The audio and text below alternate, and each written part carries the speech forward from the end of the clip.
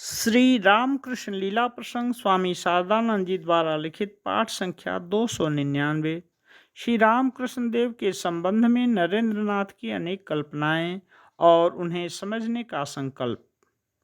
फिर यह सोचने लगा कि इच्छा मात्र से ये पुरुष यदि मेरे जैसे प्रबल इच्छा शक्ति संपन्न चित्त के दृढ़ संस्कार युक्त गठन को इस तरह तोड़ फोड़ कर मिट्टी के लौंदे की तरह अपने भाव में डाल ढाल सकते हैं, तो इन्हें पागल ही कैसे समझूं।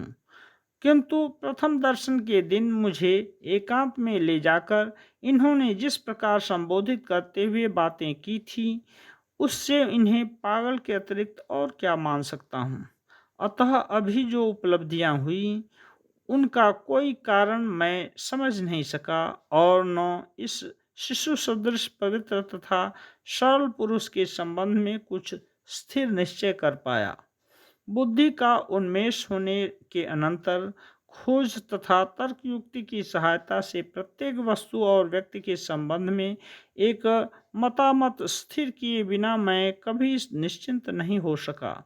उसी स्वभाव में आज एक प्रचंड आघात प्राप्त हुआ है। इससे हृदय में वेदना उत्पन्न हुई। फलस्वरूप मन में पुनः प्रबल संकल्प का उदय हुआ, जैसे भी हो सके इस अद्भुत पुरुष के स्वभाव और शक्ति की बात अवश्य ही समझनी होगी। नरेंद्रनाथ के साथ श्री रामकृष्ण देव का परिचित सा व्यवहार। उस दिन उस प्रकार की विविध चिंताओं एवं संकल्पों से मेरा समय बीतने लगा, परंतु श्री रामकृष्ण देव उस घटना के बाद मानो एक दूसरे ही व्यक्ति बन गए और पहले दिन के समान अनेक प्रकार से मुझे प्रेम पूर्वक खिलाने तथा सभी विषयों में पूर्व परिचित की तरह आचरण करने लगे। अत्यंत प्रिय आत्मीय अथवा घनिष्ठ मित्र को बहुत दिनों के बाद सामने पाने पर लोगों में जिस प्रकार का भाव होता है, मेरे साथ भी उन्होंने वैसा ही व्यवहार किया। खिलाकर, बातचीत कर, प्यार और हास परिहास करके भी उन्होंने मानो तृप्ति नहीं हो रही थी। उनके वैसे प्यार तथा व्यवहार का कारण ढूंढ न पाने पर मैं और भी सोचने लगा। क्रमशः संध्या होते देखकर मैं उस दिन उनसे विदा लेनी चाहिए, परंतु उससे वे बहुत ही अप्रसन्न होकर बोले, बोल फिर शीघ्र ही आएगा। तो लाचार होकर मुझे पहले दिन की तरह वचन देकर ही लौटना पड़ा। नरेंद्रनाथ का तृतीय बार आगमन। इसके कितने दिनों बाद नरेंद्रनाथ पुनः श्री रामकृष्ण देव के पास आए थे, हमें ज्ञात नहीं। फिर भी श्री रामकृष्ण देव के भीतर उस प्रकार की अद्भुत शक्ति का परिचय पाकर उन्हें जानने और समझने के लिए नरेंद्रनाथ के मन में एक प्रबल आकांक्षा का उदय हुआ था। उससे अनुमान किया जा सकता है कि अब की बार उनके दक्षिणेश्वर आने में विलंब नहीं हुआ था। इस विशेष आग्रह ने ही उन्हें यथासंभव शीघ्र श्री रामकृष्ण देव के चरणों में उपस्थित कर दिया था, किंतु कॉलेज जाने के कारण यह एक सप्ताह के अनंतर ही संभव हुआ था, ऐसा प्रतीत होता है। किसी विषय की खोज करने की इच्छा मन में एक बार उत्पन्न होने पर नरेंद्रनाथ को आहार विहार विश्राम आदि के प्रति ख्याल नहीं रहता था, और जब तक वह विषय अच्छी तरह अधिगत न हो जाए तब तक उनके हृदय को शांति नहीं मिलती थी। अतः श्री रामकृष्ण देव को जानने के लिए उनका मन वैसा व्याकुल हुआ होगा, यह अनुमान किया जा सकता है।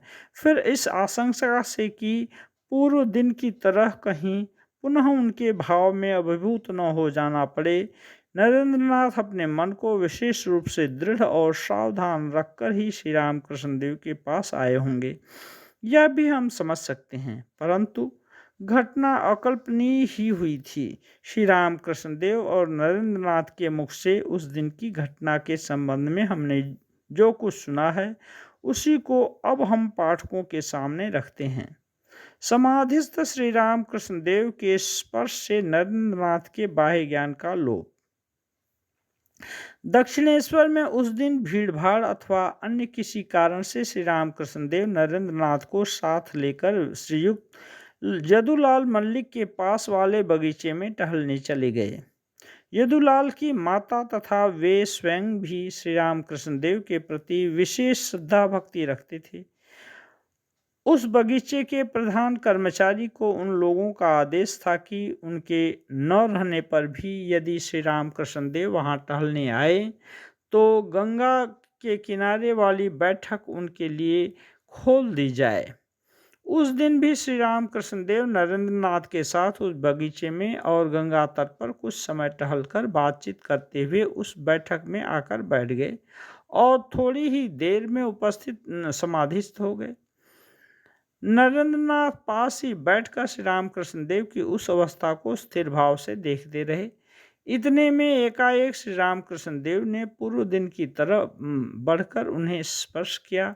नरेंद्रनाथ पहले से सावधान रहने पर भी उस शक्तिपूर्ण स्पर्श से एकदम अभिभूत हो गए, बल्कि पूर्व दिन की तरह न होकर उनका बाह्य ज्ञान एकदम लुप्त हो गया।